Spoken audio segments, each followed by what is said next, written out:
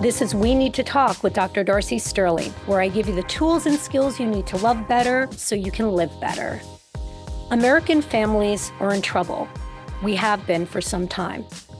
The threads that bind us to our families, they have begun to feel optional.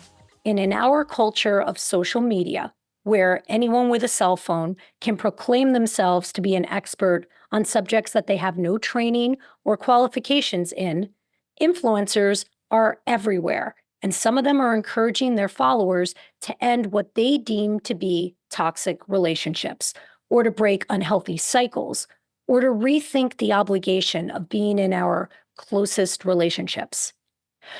I'm a fan of healthy relationships, and when they become exploitive, manipulative, or harmful, I'm okay with someone making a decision to exit the relationship, even when it's with a family member. I come from a family where estrangement, it was weaponized.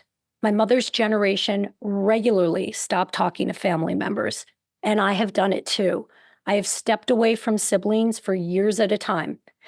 And when the pain of missing them grew larger than my pride, I've reconciled. I've been on both sides of family estrangement. And as we record this today, I remain in a standoff with a sibling. The gap between us just seems so wide, I wouldn't know where to begin to bridge us.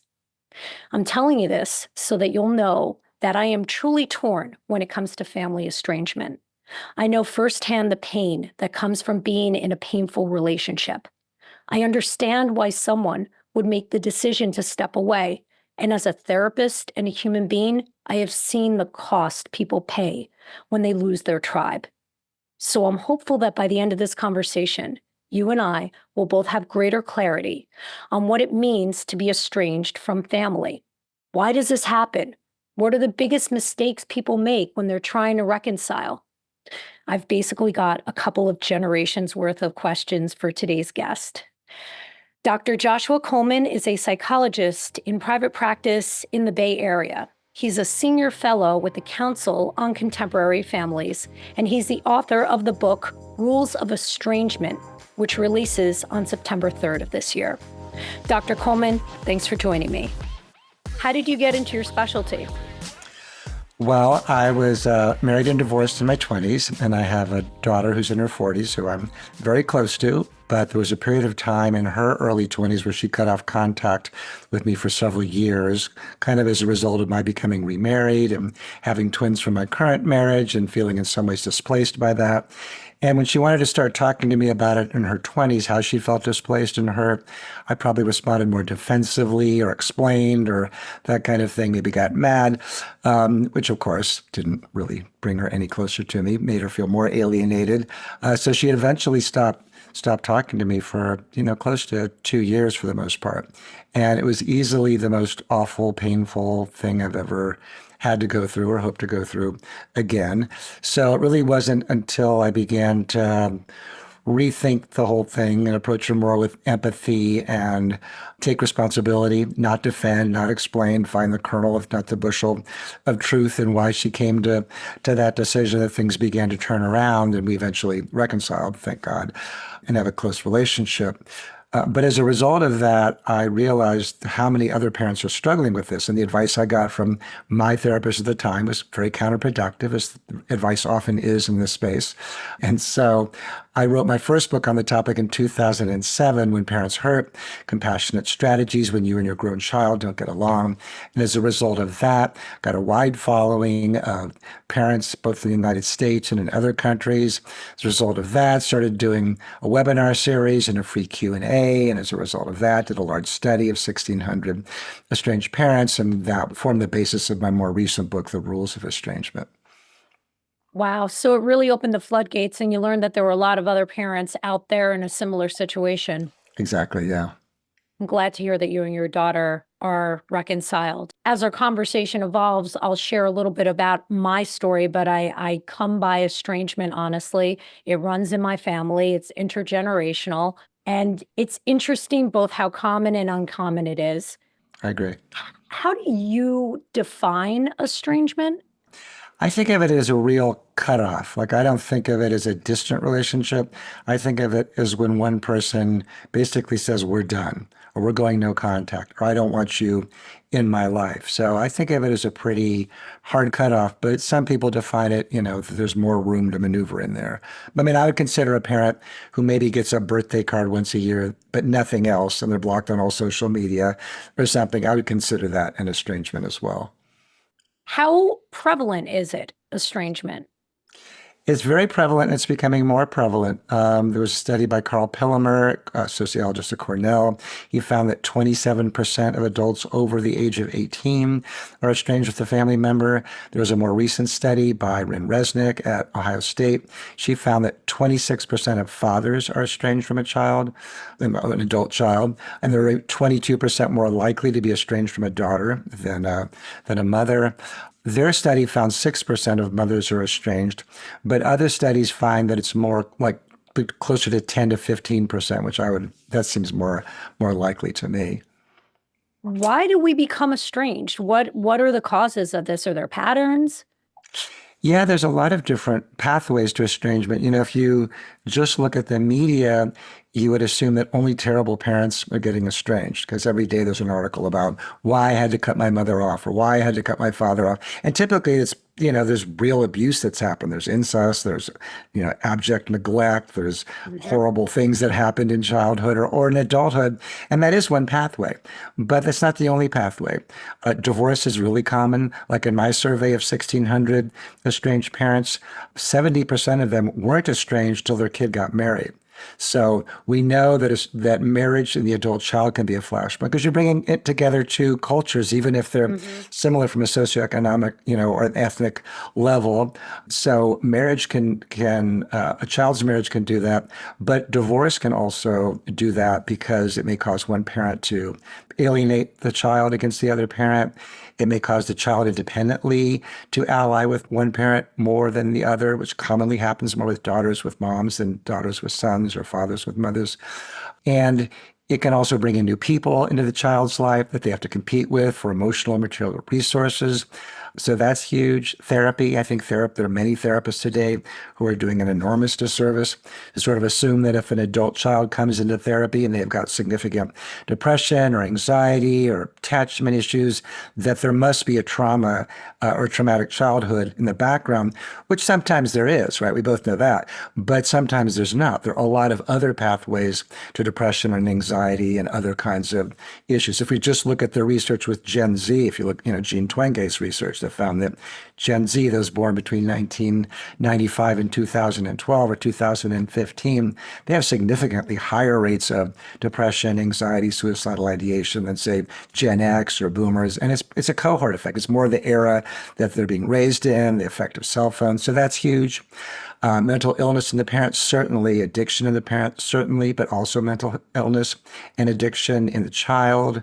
And finally, I think in the past 4 decades, parents have become much more intensive, much more intrusive, much more enmeshed with their children because it requires much more parental help, to launch a child into adulthood. So I think some adult children get too much of their parent. They just feel like don't know any other way to feel separate from the parent, particularly with cell phones where a parent can reach a child from anywhere in the world within seconds and then get hurt if they don't respond. So I would say that those are the most common pathways. Maybe to add political differences, that's also the newest one that's infecting family relationships.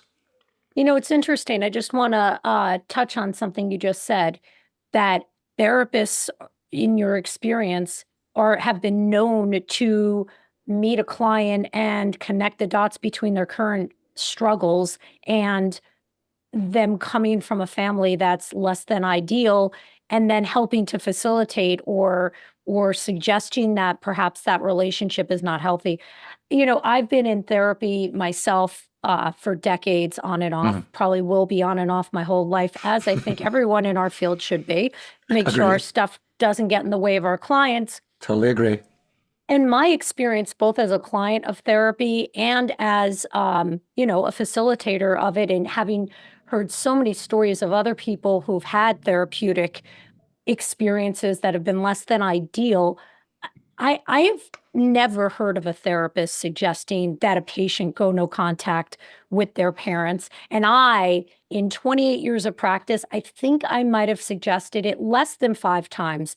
I don't even know if I've suggested it 3 times. The circumstances of the relationship have to be so irreconcilable. It's the last resort. It's not the first idea. So I'm surprised when I hear this from you, because my experience, both through my clients and as somebody who's been a great consumer of therapy, has been that therapists more often than not speak less than they should, weigh in less than they should. And I wonder what you think about the idea that I wonder if in a therapeutic relationship, in the validating experience of therapy, which a client should feel validated, if patients are walking away hearing what they thought their therapist said instead of what their therapist actually said. And if they're not projecting their own desire to be free from a relationship that feels impossible to boundary up by walking away. I don't know. You tell me. Yeah, I'm sure you're right that that happens. Whether that constitutes the majority of therapists who are what I think are advising no contact. Like, I don't know if you saw that recent New York Times article about no contact, and that Just last month, yeah. Yeah, right. The therapist was, he has this massive following, and he has a whole regimen of how and when you should cut off parents. And I get letters all the time from adult children who say that their therapists are encouraging going no contact, or saying, well, my therapist has said that my father's a narcissist or my mother's a narcissist, and therefore family therapy won't do any good. So I think it's fairly common. I'm sure you're right that sometimes people in therapy hear what they want to hear, and there are plenty of therapists who don't give advice, or sometimes they give too much or not enough. But I think it's a real thing, and I think that sociologist Alison Pugh wrote the book Tumbleweed Society, describes therapists today as being, in many ways, detachment brokers. And I think it's a really apt term. And what she means by that is that we've changed in the past half century, past 4 decades, in terms of our notions of responsibility, like what we owe others, whether we owe our family a relationship. And so therapists in many ways help people navigate that space, where there's this notion that you shouldn't feel any guilt towards your parent. You shouldn't feel any sense of obligation to them, or duty to them, or responsibility to them. And if you are, then that may be an example of your being codependent. What really matters the most is your own happiness and well-being. And if you need to cut off anybody to achieve that, then it is just the cost of success. So I think that's a really common dynamic. I took that therapist in the hearkening back to the article from last month in the New York Times. I can't remember what it was titled, but I'll link to it in the show notes. I went to his website because the first thing I wanted to know is this an actual therapist? I don't think people do that enough. I think we're getting a lot of advice from TikTok and Instagram from coaches who have no business in our space, and they should have to be credentialed to speak on the topics that they actually do have to be credentialed. But that's a whole other conversation that we'll get to later. So I went to his website. He is an actual therapist. I took his, is your family toxic? So I think the score was 1 to 5. 5 is the most toxic imaginable. I came out with a 4. But I'm a therapist with a PhD, and I understand statistics and how tools are put together. And I want to know how valid this tool is. Where did it come from? He created it. A lot of the questions were vague. They were a little ambiguous. They looked for binary answers.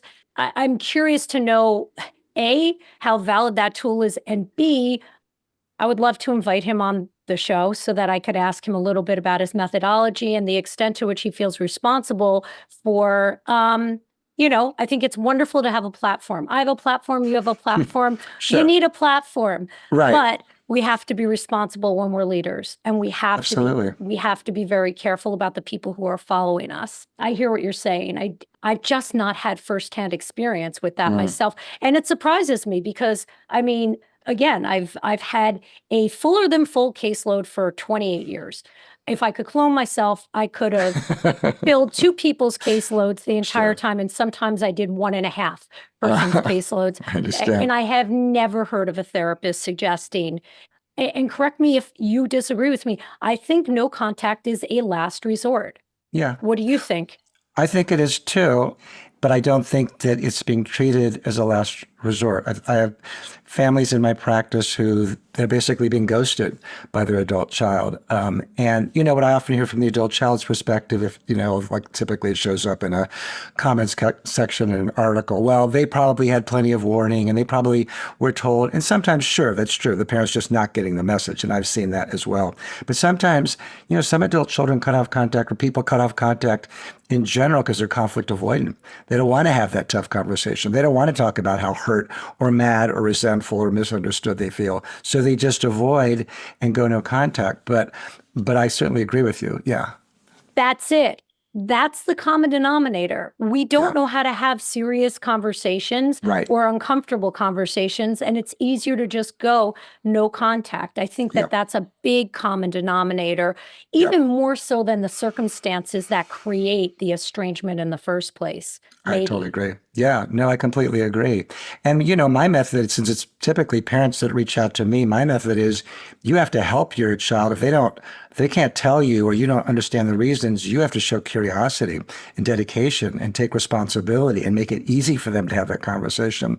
Like I always tell parents, if, you know, one of my big methods is to tell the parent to write an amends letter and to start the letter by saying, I know you wouldn't do this unless you felt like it was the healthiest thing for you to do, because that's how it feels to the adult child. So it's trying to get on That's so good. yeah, thank you. So it's trying to get on the same page with the adult child so that they feel like, oh, you actually want to understand. And it's true. I mean, most adult children, even if they're being brainwashed by, you know, the other parent in the case of alienation, or their spouse is saying, choose them or me, you can't have both. They're still doing the one thing that they feel like they have to do. So if the parent says that, that's a way to open up the conversation and make it easier on the child not to be conflict avoidant. Or I'll tell parents to say something like, maybe I didn't do a very good job when you were growing up, helping you to feel like you should complain about me, or you should tell me what you don't like. And if you want to, tell me, and I promise to listen or read purely from the perspective of learning and listening and not to defend myself. I mean, those are the kind of the conditions that the parent has to bring to the table. That's such sage advice. When I spent the first 15 years of my career as I worked with adolescents, and in my practice, I did too. we didn't work with teenagers whose parents weren't willing to be parent coached, which is code for therapy, but we had to get them in the door without pathologizing them. Exactly. And I can't tell you how often I was very careful about setting up family sessions. I wanted to create a safe space. I did not want to replicate the circumstances that got them in my door in the first place. So I didn't want them to behave in my office in a family session the way they did at home so often. So there'd be lots and lots of psychoeducation leading up to a family session where whomever was the parent coach was teaching the parent communication skills, and I was more often than not working with a teenager, teaching the child the same skills. And when I would bring them together, so often the child would express themselves and say, this upset me.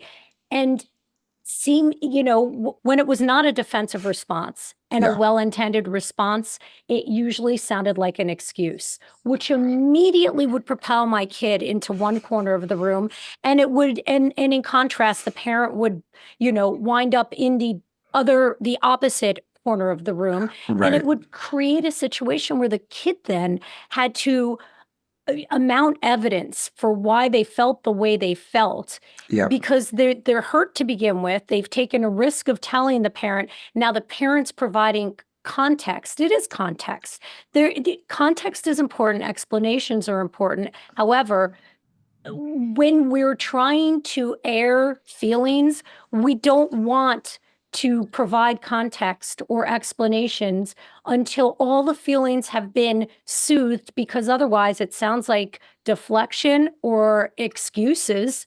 Yep. And it sounds like you're not taking any responsibility for Yep. what you've done. I love the suggestion of beginning an amends letter with, I know you wouldn't have done this if you didn't feel like this was the right thing, the thing that you Yeah. had to do. Because I think it's important for us also to put out there that estranging oneself from a parent in particular, a primary caregiver, Yeah. there's not a less natural biological imperative. It is Right. so contraindicated.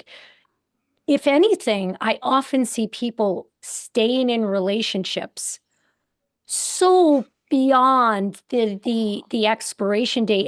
And my goal is always like, let's find a way for you guys to coexist where you're not constantly being triggered left and right. And if that means that you have to be distant while we're building the emotional regulation skills, the emotional management skills, so that eventually you can tolerate your parent being who they are, then do that temporarily. Yeah. But that whole thing was intended to point towards, it is so difficult when you get two people in the room and they just want to lobby why they're not the asshole in the room. Exactly. No, So what do you see as the biggest mistakes parents or family members make that either that sabotage their desire to reconcile? You must see failed attempts, rookie mistakes in reconciling. yeah, well, I made all of them with my kids, so I can speak with great authority. So, well, the first is to use guilt as a motivator. The old days when you could kind of guilt trip your child into submission or agreement or compliance, that ship has sailed. That's no longer the basis for today's parent-adult-child relationships. It has to be founded much more like a friendship, which means you have to do the principles that you were talking about. You have to be able to listen and care and be empathic and take responsibility and not explain. I think what you said is really, really right. The adult child who's been estranged doesn't want to hear, well, it's because of a divorce or because, you had mental illness or because I was a single mother or we had, all those things are true. But what I tell parents is that's for your self-dialogue. That's not for your dialogue with your child. You have to soothe yourself around those kind of things. You can't expect your child to soothe you. What they want to feel like you get it and that you understand and you're willing to kind of take the hit and just, be courageous and accept the ways that you're flawed as a person, because guess what? We all are. So I think making the child feel guilty is huge. Returning fire with fire, I think, is a big one. And if I think therapists with parents make a mistake, it's that they encourage them. They say, well, you need to set limits on that behavior. And, you need to set your own boundaries and you need to, remind them of all the good things and how lucky they are to have you. And that never ever works. That doesn't work out for them, huh? Yeah, I know. Isn't that a shock, right? So that's huge. Not kind of accepting how long an estrangement is going to take to reconcile. That you're not going to be able to just maybe make one or two good moves in your child's direction and the seas are going to part. Maybe they will. Sometimes they do. Sometimes a parent will write a really good amends letter and the child will kind of go, thank God, I'm glad you're getting it. And they'll open the door. They'll be willing to do family therapy or something like that. But more often, if the door's closed, it's going to take some time and patience for it to open back up. Another mistake is kind of assuming it's all about you as a parent. By the time you have an adult child or grandchildren, for you, your adult children and your grandchildren are front and center of your consciousness. But for your adult child, you're not front and center of their consciousness. They're thinking about their own careers or their children or their marriages or their friendships. You're way down the line. So don't personalize everything and don't complain and don't criticize about it. And the other is to accept that it isn't fair from a parent's perspective and accept that it's not going to be fair. Parents today, probably for the past 4 decades in particular, probably the best educated, wealthiest, most psychological. They probably have their own therapy. So they probably have given their children a quality of parenting much better than they got. And so they're so shocked when their kids aren't just completely grateful and they feel really unfair, like it's really unfair. But it's unfair. But you're not going to persuade your child to come to the table by telling them all the ways that you benefited them in contrast to how you were raised. You have to think much more strategically. And being strategic means you don't say the first thing that comes to your mouth. You don't guilt trip your kid. You don't return fire with fire. You accept that it's going to take some time and patience. So I think those are probably the biggest mistakes that parents make. In my own family, we are notorious for, or I've been on the receiving end of extended family members speaking on behalf of the parent, trying to create some openness. What do you think about that? in the Never adult works. child. Yeah. Yeah, it never. I can confirm that I'm part of that cohort of it did not work. It did not work. Hearing from cousins, third Uh-uh. cousins, fourth cousins, brothers, that never worked for me. Never ever works. So it can be a revered grandparent, it can be a close siblings, people. The person who's doing the estranging or the distance, they just feel misunderstood. They feel ganged up on. The only thing I tell people who are not estranged to say, if anything, is look, I love you both. You don't have to choose. I do think that your, let's say in this case, your mother or your father, they are open to working on themselves. They are willing to do family therapy. They are in pain about this. I hope you'll give them a chance, but I don't want you to feel like you have to choose between them and me because you don't. So I think that's the most that somebody could say. Like if somebody had said that to you, would that have bugged you, or would you think you would have accepted that? I would have melted. I would have melted. That would have been so well received. Okay, good. Because in the absence of that, just hearing that my parent would speak to extended family about it and act as though she didn't know why we were not speaking, when not only had I told her numerous times alone, but then I would have witnesses there because I would feel like I must not be communicating clearly because my mother is like Teflon and she doesn't remember the reasons why we're not speaking. 2 weeks later, she's Right. at my door, like, what is wrong with you? And I would never want to be unfair. I would never want to be hurtful. I've always loved my family members. I Sure. still do. But in the absence of that, it felt like my mother was character assassinating me to other family members. Like as Yeah. she was in her desire to appeal to other people who were close to me to bridge us together, what wound up happening was she would provide context and explanations for why we weren't speaking.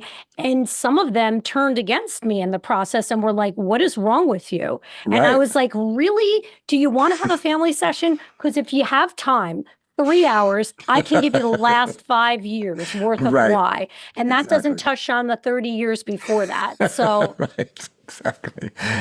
No, right. So yeah, it's always a bad idea for some external person to do it. And you're right. You typically don't have the whole picture. And if the parent or family member is that clueless that they don't really understand, I mean, I'm kind of contradicting what I was saying earlier. I think that some people really don't understand, but there are plenty who have been given plenty to understand and still are acting like there haven't been a reason. And for those people, they just make their child feel much more hurt and much more alienated and more misunderstood because from the adult child's perspective, it's like, I have told you. Why are you acting like I haven't told you? It's infuriating. well, you start thinking if you have any critical thinking skills, like you're crazy. And Right. that's the essence of gaslighting. I mean, at one Right. point I signed a contract with her where we each had copies of it so she would understand why the terms under which I would re-enter a relationship with her. Yeah, And sure. then that made me feel a little bit better months later when another family member would reach out to me and be like, why aren't you talking to your mom? I'd be like, you can ask her to see See? the contract. Yeah. She has a carbon copy of the explanation. Do you think the rise in individualism has impacted the rates of estrangement that we're seeing? I do. I think it's individualism. I think it's the way that therapeutic cultures become the way that we understand ourselves. I think it's the amplification of social media. I think it's the increasingly tribalistic nature of our culture. I think all of those things are really pulling us apart as family members and as individuals. And can you explain? Well, I know you know what I mean by individualism. Would you mind explaining for the listeners what I mean? No, no, it's a good question. I mean, individualism is basically a preoccupation with one's own happiness and individuality and identity and one's personal growth, in many ways above all else. And Americans, we rank higher than any other country in terms of our rates of individualism. And I would guess we have the highest rates of estrangement, probably in part because of that. Yeah, thank you for that. Well, as I've touched on, I do come from a family where estrangement is prevalent. My mother's generation threw people out of the tribe. My generation has done it. I have done it. And when I've been estranged from family members, one of the biggest hurdles I've had when thinking about reconciling is my fear that if we don't heal the root of the problem, it's just going to happen again.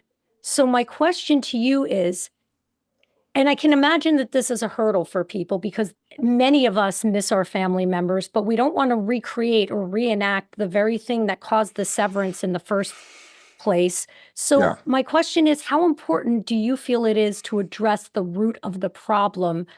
And if you've been estranged, are people more likely to become estranged again in the future, the way we're more likely to have divorce with a second or a third marriage? I think so. I mean, I think in some ways we're modeling it for our children if we're cut off a parent, or a grandparent. So I certainly think that that's the case. I think it's important to try to do it always, but we have to accept that some people are just too flawed and too damaged. Some people are just too traumatized by their own childhoods to be able to hear anything remotely critical, particularly from their child, to hear that you failed me, you neglected me, you harmed me, you really hurt me. I mean, I think I was blessed by having come from a pretty loving family. So when my daughter talked to me about the ways that she felt neglected or hurt, it was definitely stabbed me in my heart. But I think I also had enough psychological resilience to be able to, take a breath and then eventually, even though I didn't handle it great right away, eventually come back and be able to hear it. But if if you're carrying around intense feelings of self-hatred because you abused yourself as a child, you're probably not going to do that well if your own child tells you that they felt really hurt by you or damaged. Because I think even the crappiest of parents still want to do a good job, want to do well by their children. So I think people should always try. And sometimes parents surprised me. Some of the ones who I think wouldn't be able to hear their children's complaints actually handle it beautifully. And others who I think should be able to do it can't. We never really know. But I think you should start there. But you also have to accept that maybe they can't. And then what's your position going to be? It may be that you're the one that has to change if your parent can't. Part of what's required of today's parent-adult-child relationships, if we're predicating them much more on an intimate kind of a model, then we have to be healthy enough within ourselves to be either more immune or more detached from the ways that they're more troubled or critical or difficult or whatever. Yes, cutting them off is one solution. The problem with cutting people off, though, in a family is that typically it's a cataclysmic event in a family. It's not just cutting off. It's not dyadic or triadic. It's cutting off. Oh my God. It's right? It has a ripple effect. It impacts every sibling. Exactly. It impacts parents, grandparents, aunts, uncles, family, friends. Like everybody has to pick sides. Yep. It is so impactful. It has such a huge ripple effect. Yeah, I think that's really important that people be cognizant that when they're making a decision to go no contact, it's not just about you and this moment. Right. It's going to have impacts like throughout the entire family. That's right. And it may cut off your own children from their cousins and often their grandparents, because typically if an adult child cuts off a parent, they also typically cut off access to the grandchildren, which is tragic for grandchildren and grandparents. So no, it's a cataclysmic event in families. I think it's well said how you put it. You never get those younger years back with the kids. No. Like you never get them back. Maybe you reconnect when they're older teenagers, but you're never going to get those in between years back. No, it's absolutely true. So then if I have little children and my parents and I do not speak, then would you recommend that somebody let their children have a relationship with the grandparents? But I can understand that in order for someone to be estranged or make that decision in their mind, they've probably already done the math and determined that it's unhealthy. So then why would they expose their child to the unhealthy person? Well, see, this is what bothers me about the way this is typically said by the adult child, because I've worked with a lot of families where by the adult child's own reckoning, the grandparent was a good grandparent. But they say, but my relationship with you is toxic. So if it isn't good for me, then it's not good for my child. And I think it's kind of bullshit, because I think you can, you may have a grandparent who's a fantastic grandparent. Your kids may get enormous benefit from that. Okay, so you don't like your parent and maybe your parent doesn't like you. I don't know. But as long as they're not like trying to brainwash your child against you, and of course that does sometimes happen, but a lot of grandparents don't do that. They're just grateful to have any relationship with their grandchildren. So I think there's a great conflation that I see a lot of adult children who say, well, if it's not good for me, it's not good for my kids. Well, that's not always true. And also, one thing I hear a lot is, well, you traumatized me, so I don't want to continue. The buck stops here. It's like, well, actually, the buck isn't stopping there, because you're actually traumatizing your parent by cutting off your relationship to them. And you may be traumatizing your children by denying them access to their grandparents if they had a loving, close relationship with them before. So it's all very complicated. I think that's a very, very heavy and fair point to make, that I've never contemplated that the parent feels traumatized by the child absolutely. going, but of course, that makes sense. So when two people are estranged, I would imagine that there's a power dynamic that would emerge when one reaches out to the other to reconcile. Is that a thing?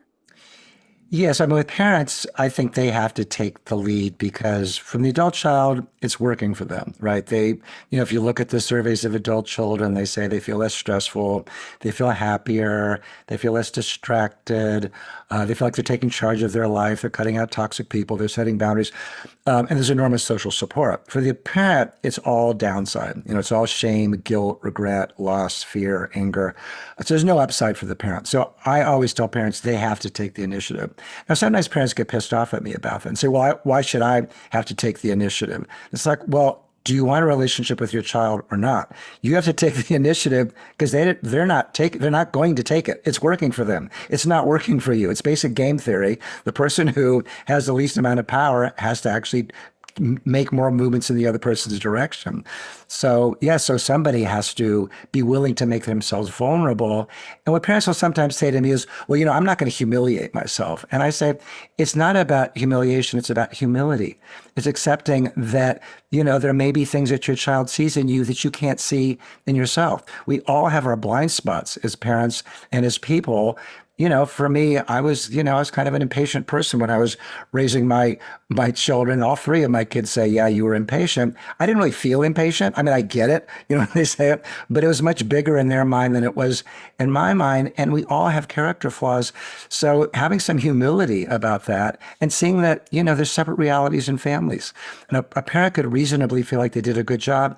And then a child, could have felt at the time and now as an adult that they really missed something really important about who they are and what they needed. And so humility just means you kind of accept that. You don't come from the perspective of, I was a perfect parent and you're being so ungrateful and unfair, because nothing's going to happen with that perspective. And that makes sense to me in the inherent, because in the parent-child dynamic, there's an inherent power imbalance. Ideally, the parent leads by example. Child didn't ask to be born. Right. Parent wanted the child. Parents got some obligation. But let's broaden this to other family members where there's not an inherent power dynamic because one is the parent. Like this happens with siblings all the time. All the time. How would you guide a sibling to navigate that power imbalance that would inherently be triggered when one reaches out to the other? Well, typically it's the person who wants the relationship more that has to make the move. That's why parents are often having to kind of walk over hot coals, because they really want it more. So in a sibling relationship, one sibling may be fine with it. Another sibling may be in deep pain about it. So if they're the one who's in deep pain, they have to approach the other sibling from the perspective that they did something with that sibling in the past that caused them to feel like estrangement was the healthiest thing for them. And they have to kind of approach it with similar kinds of language, that clearly I've done things in the past that were hurtful or disruptive to you, and I really want to understand, and I'm hoping that we can heal our relationship. I'm willing to take responsibility and hear the things that bothered you, and hope you'll give me that opportunity. So again, it's about sort of being willing to be vulnerable and making the first move that makes the biggest difference. Dialing up the curiosity as you dial down the defensive and Absolutely. reactiveness. Yeah. Yep, Like you exactly. have to literally show up with a willingness to be curious and hear what the other person has to say. That is a tall order. It's a tall order, particularly if you've got your own story. It's like with parents. Well, and everyone does. And everybody Because does. in order to make that decision, or to make Yep. peace with the decision being thrust upon you, you Yep. had to have come up with a story that Yep. you can live with. And Right. then we're talking about deconstructing that narrative. Right. Exactly. Yeah, and for two healthy people who are willing to go there, a lot can happen, but it doesn't always happen that way. We both know as people who are in the field that family therapy can only proceed as quickly as the least healthy member, and that's often true in family relationships in general. Can't go any faster than the least healthy person can go. So sometimes accommodations have to be made. Sometimes people have to radically accept people's limitations. But you're right. Everybody kind of has a story. And sometimes we have to suppress our own need to tell our story. Parents in particular, parents will often say to, I know, small. You just took my breath away. Oh, go on. I can I can handle it. I'm sweating a little. Go on. Not in the right way, right? Yeah, for parents in particular, parents will often say to me, well, when do I get to tell my side of the story? And I say, well, maybe never. Because if your child is too fragile, or they just can't they feel like whatever your story is an excuse or a defense, or you can't tolerate their pain, you may never be able to tell your story. And you have to kind of have some serenity around that if you want the relationship. Yeah. Those two things, they seem contradictory, but it's dialectical thinking. Do you want to tell your story, or do you want to be in a happy relationship? Exactly. You may not be able to get both. That's right. No, I think thinking of it dialectically is exactly right. Which is when you put two concepts together that do not seem like they can go together, but they have to, because we unfortunately live in a very complex world. That's right. Yeah. And it sort of reminds me of a saying that Marshall Linehan had, who was the founder of dialectical behavior therapy, that I always tell parents, and that is that the pathway through hell is through misery. The more you fight your misery, the more you stay in hell. And so the dialectic is you have to accept your pain where you are right now and learn how to tolerate it so that you can feel all of your feelings and move off of the shoals of your pain. So yeah, I think the dialectical model is really interesting. Are there any scenarios where you would imagine a person might be in where you could see recommending them walking away from a family member? Well, I've certainly supported some who, I've been in family therapy with a parent and adult child and said to the parent, some parents are just completely non-responsive. They won't do the basic things that the adult child is reasonably asked them to do. And I've said to more than one parent, look, I can't encourage your child to reconcile with you if you can't do this basic thing. If you can't just learn not to criticize them or shame them to their children or gossip about, if you can't do these basic things, it's unethical for me to recommend that your child reconcile with you. You're not really, you have to take responsibility as a parent. You don't just get to say, well, I'm the parent, I raised you, I sacrificed for you, so I get to have whatever relationship I want with you. Bullshit. No, you don't. And particularly these days, maybe in some cultures you still do, but not here. So that's certainly a scenario. I think some parents are just so destructive and so unsympathetic and so unconscious of their own destructiveness that I don't recommend it in the same way that I don't recommend a parent with children get divorced because they have to live with the consequences, so I feel like it's up to them to do it. I feel like my role, and our role in general as therapists, is to be more of a consultant in that, to help them look at kind of the both sides perspective. But there are certainly cases where I'm completely sympathetic to it and make that known. So that's about as close as I get. Yeah. That feels very fair, that there's a moral obligation on the part of us as therapists to determine and make our own judgments about how safe is the space that I'm encouraging my client to move back into. Mm-hmm. And what are the consequences if they do estrange them, to also face them with, yeah, but it may be that then your kids aren't going to have a grandparent. What's that going to be like? What are you going to say to your children? Are you going to also be estranged from your siblings? To help them kind of have the whole three-dimensional view, I think that's part of our role. Yeah. Yeah, that tracks with me. Yeah. So if people are estranged, how likely are they to reconcile? Well, actually, no, we do have some statistics. The study I was talking about earlier with Lynn Resnick, she found that 80% of mothers eventually get a reconciliation, and 69% of fathers do. So, they're pretty good statistics for mothers, not terrible for dads, but not great for dads. A fairly high percentage. I think, it isn't like everybody who does my my method reconciles, but I think they're more likely to do it if they do than if they don't do it. So I think there are things that parents can often do or people, family members can do, but I don't think there's anything either of us could tell anybody, oh, just do these 5 simple steps and you're guaranteed to have a reconciliation. It's just not the way No, family dynamics work. there's another variable we can't control for them. Exactly. Yeah. That's right. We could give them the most sound advice imaginable, and if it's not Yeah, well received, it's not going to go anywhere. nowhere. Exactly. So do the stats on likeliness to reconcile, do they change with the length of time that people have been estranged? Like the longer you've been estranged, are you therefore less likely to reconcile? I don't think we have good statistics on that. My clinical experience would say yes to that. I think in terms of the small amount of research that's been done, the average is between 2 and 3 years before there's a reconciliation. So if I'm working with a parent, there's been a 10-year estrangement, I'm more skeptical about that resolving than if there's been, say, a 1-year estrangement, because I think sometimes people just get kind of comfortable with things being as they are. But I have worked with parents who've had really long-term estrangements and the adult child eventually did come back, or they were responsive to the outreach either by me or the parent. So we never know, really. But if we're speaking in generalities, that's how I would think of that. But you are a little bit more skeptical the longer people have lived without each other, because by nature of the length of time, we become a little bit, we've adjusted, we transition. Yeah, exactly. Yeah, I think Yeah, so. and we don't, and that pain point of the initial transition is often what causes us to reconcile. Right. That's true. Yeah, well said. So if somebody wants to reconcile with a family member, how do you suggest they start, generally speaking? I mean, I find that the letter of amends is the most powerful tool that anybody can do.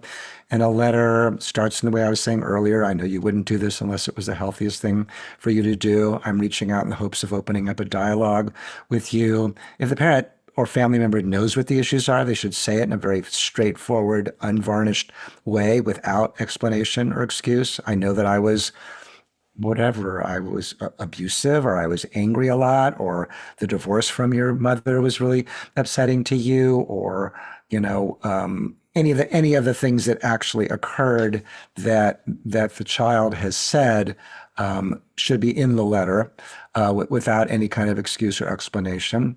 And then to say that, I regret that. And I'm open to doing my own therapy. If it's something that you want me to be working on in my therapy, if you're open to doing family therapy, I would welcome that as well. Hope you let me know, love, mom, dad, et cetera, or, sis or brother.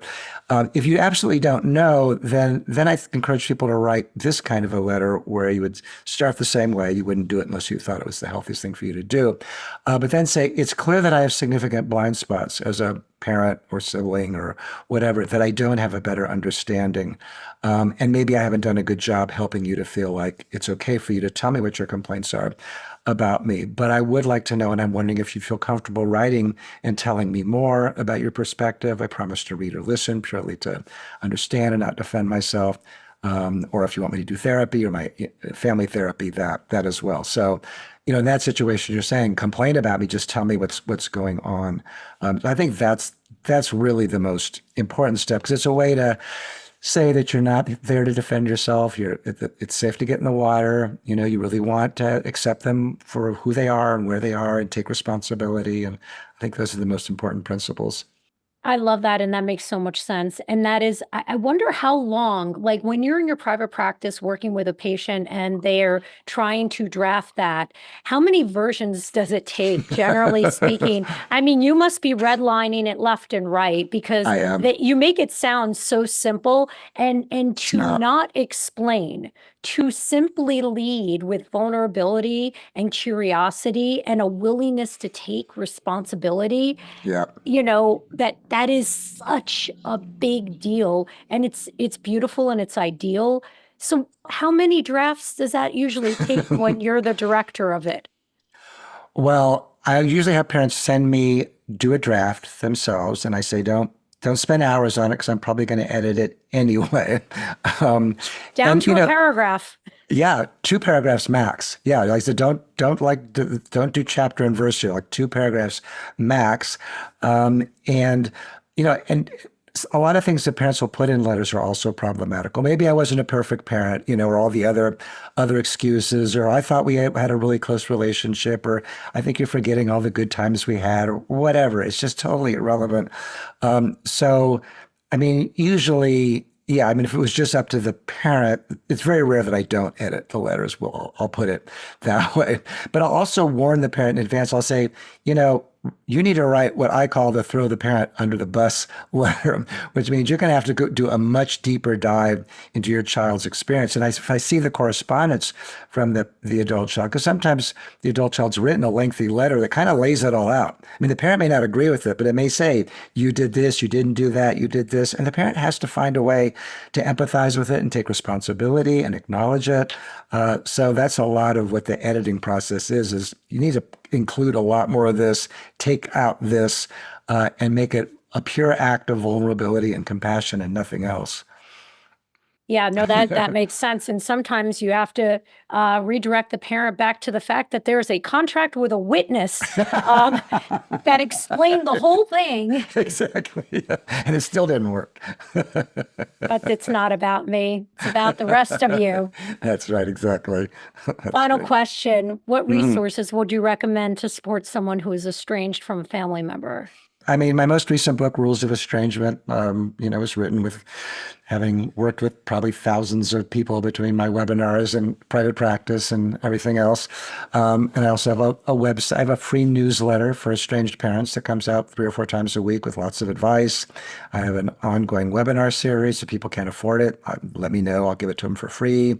I have a free Q&A every other Monday at 11:30 Pacific.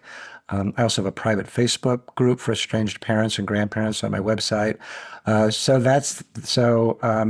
kind of what I offer from my side. But I think there's other estranged parents Facebook groups out there as well and that kind of thing. I literally can imagine some of my clients wanting to sign their parents up for your newsletter, so that they get the estranged parents, so that they can see the errors of their ways. But so let's not do that. But those sound like amazing resources. I'm sure that there's a deep wealth of knowledge in all of that. Dr. Coleman, thank you so much for your time today. I really appreciate it. Where can people find you?